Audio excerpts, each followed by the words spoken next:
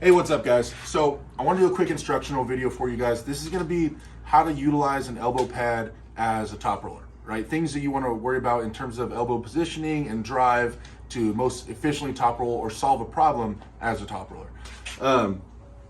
So obviously, top rolling and any kind of move, I'm a big believer in establishing hand control first before you start worrying about pinning or driving to the pin line, right? So establishing control with your hand first as a top roller. Now, top rolling is generally an offensive move. So it's not about holding on and containing somebody. It's about having them hold on to you and you controlling their hand and wrist, right? So generally what I teach my team and the people I talk to is that if you're facing somebody, and this is all right-handed arm wrestling, so I'm set up for right hand, obviously everything switches for left hand, right? So if you're worried about taking somebody's hand and they have a very dominant hand, like you're not sure, right? You're not sure if you can take their hand because their hand is big, or they're inside polar, or they have a ton of cup. So everything is based off of, I need to go to the extremes to take this guy's hand, to control his hand. Then you would be on the right side of the pad generally. This is the beginning motion, the beginning part of the move, right? So on the right side of the pad here is where I'd be setting up and trying to be vertical with my elbow on the right.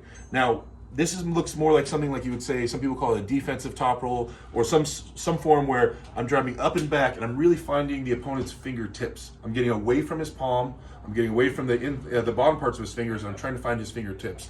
This is going to lead me this way, right? Going in a negative cycle somewhat to really expose their fingertips, and which is the weakest point. Now remember, in a hand, the strongest point is at the base and it gets weaker as it goes up here, right? So the weakest part of a hand is the fingertips, the fingernails.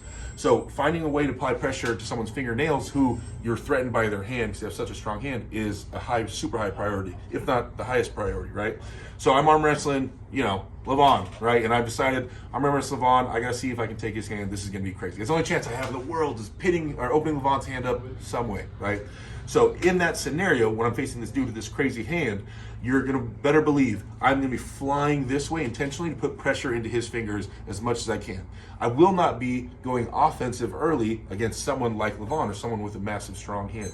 So in the setup, I'd be finding a way to get his fingertips as far off the back of my hand as possible, and finding a way once we start to apply back pressure into his fingertips, because that's the weakest part, right? Whether you're doing a low hand or high hand, whatever, this is based on the guy trying to contain you and you're trying to expose his hand, right? That's the scenario. This guy's hooking or trying to contain in general. I'm gonna be going in a negative cycle backwards to try to expose his hand. So my elbow travel, in terms of the elbow pad, will be back here on the right side to expose his hand.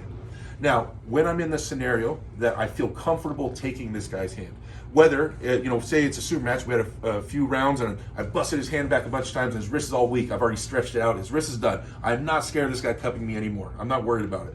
Then I would be on the left side of the pad for this right-handed arm wrestling. I'd be on the left-hand side because this is the offensive side. I'm already leaning the guy outside the shoulder, so now the top roll is going to go more through his palm and not necessarily in his fingers. I'm not seeking out the weakest absolute point of his hand.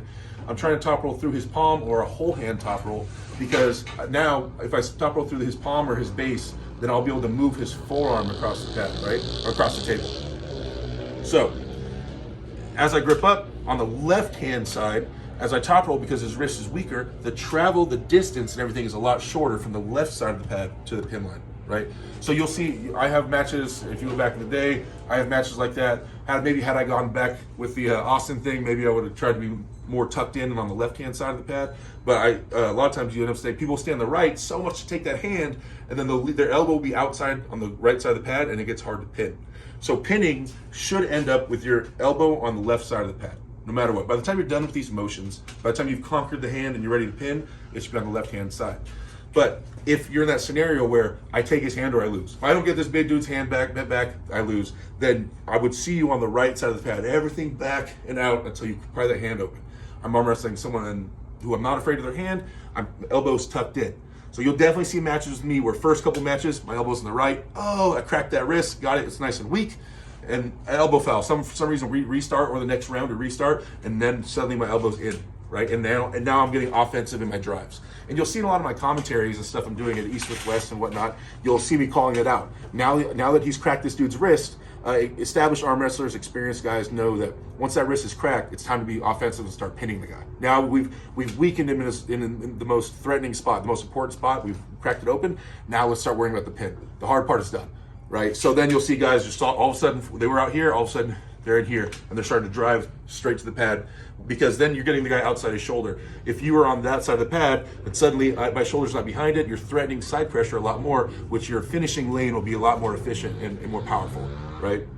So I just wanted to show the differences. Right side of the pad for this right-handed arm wrestling, right side of the pad more for attacking crazy hands and really focusing on hand control more than anything. And it's the hardest thing to do. Left side of the pad is ready for being offensive. It's time to be offensive. That means you're gonna be cutting more into the guy's palm instead of the guy's fingertips, right? So I want to show you guys, I'll get a hand up here in a second. We're gonna show you guys kind of how this looks. Let's kind of walk through it, and then so you guys can have more of a visual, right? All right, guys, so I got my buddy Ricky here, pretty Ricky Ramos. Just to kind of show you guys a little bit more.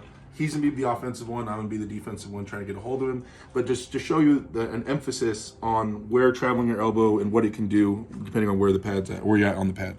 Now, in this situation, I'm this giant guy with this big hand that's super strong cup, and Ricky has to do everything he can to find my fingertips, my fingernails, and put pressure in them. So when you'll see guys that want to hold on, they'll be trying to get more and more coverage, right? And as an experienced top roller, you'll see the top roller always supinate to get my fingers off the back of his hand. That's that constant fight, right? Do it too much, you're gonna go to ref script. So I advise trying to find a nice comfortable, where they have some, but not too much, and you're comfortable with it, and then you rock from there. If not, go to a ref script, right? So say we have a pretty neutral grip here, but he knows I'm gonna hold on. His dead set on top rolling me. Now, if he's on the right side of the pad, because he's afraid of my cup and my hand size, he knows he has to do everything to get away, he's gonna be focusing on my fingernails and how to explode backwards in my fingernails and go around to his shoulder, right? So in slow-mo, as I'm trying to reach forward, I'm coming forward to hook in, and he's extending out. Now see how he's kinking his wrist out the back there, and he's pulling it towards his own shoulder, and I'm trying to reel in. He's putting pressure on my fingertips right where I'm the weakest, trying to contain him in. That's hard. Now if he gets the wrist, now this situation can get a little dicey sometimes.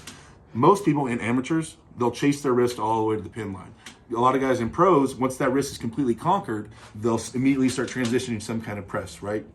But what you don't want to do is you don't want to over rotate if you can help it. You want to take my hand enough where you have control, but I think I can get it back, right? So he rolls back here, and technically, come get this angle over here. My wrist is back, right? He has my wrist right now, technically, because my wrist is bent backwards, but it's still close enough where I think I can chase it and get it back. So in this situation, a lot of guys will keep holding on, trying to get that wrist back, but really he has everything. He could continue to rotate and bend it all the way back, but he has it just enough where I'm fighting to get it back. So he could steer me across the table, slide his elbow, and I'll be try to hold it and get it back.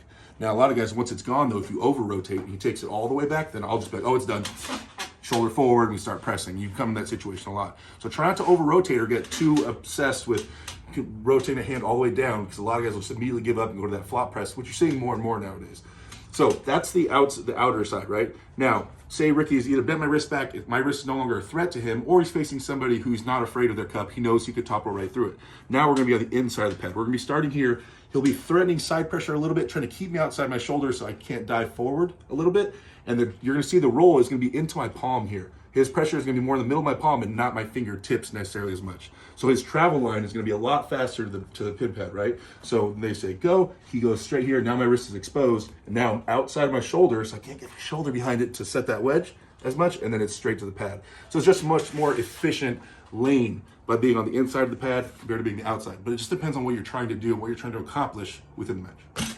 So you guys, if you guys liked what I saw or you have any other questions, please put it in the comment section. Like, subscribe, do all that stuff, and I'll see you guys later.